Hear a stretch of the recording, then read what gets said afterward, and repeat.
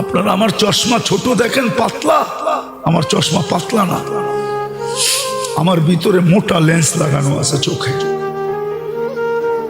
আপনারা জানেন না কি লেন্স আমার চোখে লাগানো আছে, ওটা ডাক্তার জানে আর আমি জানি। আমার চোখে পানি শুকায় গেছে।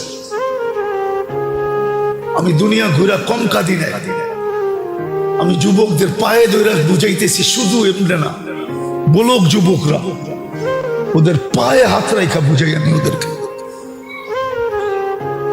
আমি আপনাদেরকে পায়ে হাত রেখে শুধু শুধু বুঝাইতেছি না। আল্লাহ কিচ্ছু দেখবে না, আল্লাহ দেখবে শুধু ইসলামের রং আমার ভিতরে আছে কিনা। আল্লাহ দেখবে শুধু উম্মতে মুহাম্মদী, আমি মুহাম্মদুর রাসূলুল্লাহর রং আমার শরীরে আছে। সক্রাটিসের বাড়ি আমি চিনি, আমি গিয়ে আসছি। সক্রাটিসের বাড়ির নিচে একটা মসজিদ, আরেকটা পাহাড়ের পদদেশে মসজিদ। ওই মসজিদ আমাকে কাদায় ছেড়েছে। দুটোটা জাদুঘর, একটা তালা লাগানো, একটা জাদুঘর। বসনিয়ার মসজিদ আমাকে পাগল বানায় ফেলছে।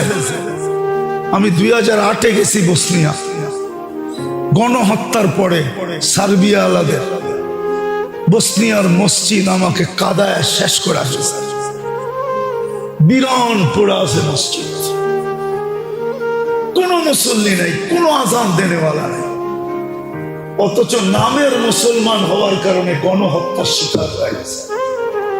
ফিলিস্তিন আজকে দেখতেছেন আপনারা, আমি 15 বছর আগে 2 চোখে ফিলিস্তিন দেখে আসি। আপনি ফিলিস্তিনের মাটি চিনেন না, আমি মাটি চিনি। আপনি ওয়াদিয়ে খলিল দেখেন নাই, যেখানে ইব্রাহিম খলিল শুয়ে আছে। আপনি ওয়াদিয়ে মুসা দেখেন নাই, যেখানে মুসা আলাইহিস সালাম শুয়ে আছে। যে রাস্তা দিয়ে মুসা আলাইহিস সালাম শ্বশুর বাড়িতে আসতো, যেত, ওই রাস্তা আপনি চিনেন, ওই রাস্তা আমি চিনি। আপনি মাদায়ান চিনেন না। আমি অহংকার করে বলতেছি না, ভিতরের ব্যথার থেকে বলতেছি। আমি বেলাল রাদিয়াল্লাহু তাআলা আনহুর বাড়ি 6 বার দেখছি। আপনারা চিনবেন না, ওলামারা চিনবে। ওই সমস্ত জায়গা আমাকে কোনোদিন কাঁদাইতো না। আপনারা উন্দুলুস চিনেন না, আবু আব্দুল্লাহ উন্দুলুসিকে। ওই উন্দুলুস আমাকে কোনোদিন কাঁদাইতো না।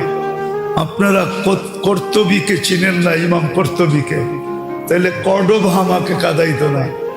আপনারা কসরুল হামরা চিনেন না, তাইলে কসরুল হামরা আমাকে কোনোদিন কাঁদাইতো না। যেখানে 700 বছর মুসলমান রাজারা যে রাজপ্রাসাদে থাইকা স্পেনে রাজত্ব করছে, আমাকে যখন ওই কর্ডোবায় কসরুল হামরায় ঢুকতে দেয় না, তখন আমি জানি আমি কি বুক নিয়ে ফিরে আসছি। আপনাকে আমি কি করে বুঝাবো ভাই, হুজুর করেই আমি কি করে বুঝাবো?